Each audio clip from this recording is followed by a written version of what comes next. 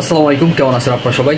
আমি মোহাম্মদ এনামুল ইসলাম আছি মালয়েশিয়া থেকে। বরাবরের মতোই মালয়েশিয়াকে তথ্য এবং আপডেট দেওয়ার চেষ্টা করব আজকের এই গুরুত্বপূর্ণ ভিডিওতে।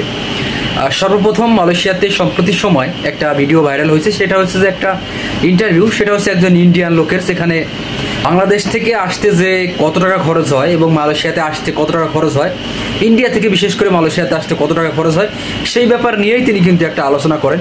ভিডিওতে দেখা যায় একজন ইন্ডিয়ান ব্যক্তি, তিনি কিন্তু আসলে 50 থেকে 60,000 এবং 80,000 90,000 টাকার ভিতরে কিন্তু তিনি মালয়েশিয়াতে চলে আসতে পারেন একদম অরিজিনাল মেন কোম্পানিতে। মেন কোম্পানির কাজে তিনি কিন্তু সরাসরিভাবে ইন্ডিয়ান সরকার এমনভাবে সিস্টেম করে রাখছে যে মাত্র 50 থেকে 60,000 রুপিয়াতে তারা কিন্তু মালয়েশিয়াতে আসতে পারে। কিন্তু এই জায়গায় বাংলাদেশিরা একদমই বিপরীত।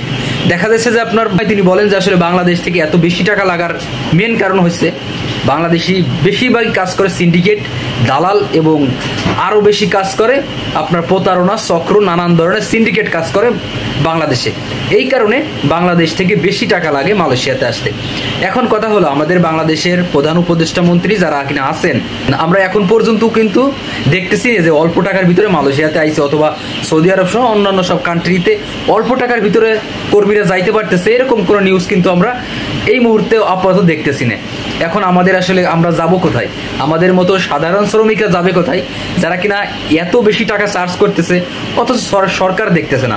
সরকার মাত্র 76,000 টাকা ঘোষণা করছে, কিন্তু তার পরিপ্রেক্ষিতে দেখা যাচ্ছে 3 লাখ 4 লাখ 5 লাখ 6 লাখ টাকা পর্যন্ত কর্মীদের দিয়ে তারপরে কিন্তু মালয়েশিয়াতে আসা লাগতেছে। এই জিনিসটা নিয়ে অবশ্যই আসলে কাজ করতে হবে সরকারের। আমরা প্রবাসীরা এই বিষয় নিয়ে খুবই হতাশ, কারণ অন্যান্য সব দেশ যদি নেপাল, ভুটান, মায়ানমার, পাকিস্তান যদি অল্প টাকায় মালয়েশিয়াতে কর্মী প্রেরণ করতে পারে, সেই ক্ষেত্রে আসলে বাংলাদেশ পারে না কেন? এই ব্যাপার নিয়ে আসলে প্রধান উপদেষ্টাদের ভাবতে হবে এবং কাজ করতে হবে। ইতিপূর্বে যে সকল স্বৈরাচার সরকারগুলো কাজ করছে, এইসব সিন্ডিকেট, বড় বড় সিন্ডিকেট বাজার নিয়ে, ভিসা বাজার নিয়ে, তাদের এই লুটপাট এবং অনিয়ম দুর্নীতি যেভাবে কাজ করছে, আমরা আমাদের সরকারের কাছে একটাই দাবি রাখি আমরা প্রবাসীরা, যে আমাদের নতুন যে সকল প্রবাসীরা কর্মী বন্ধুরা, তাদের কাছ থেকে যেন এরকম আর কোনো চার্জ না করা হয়।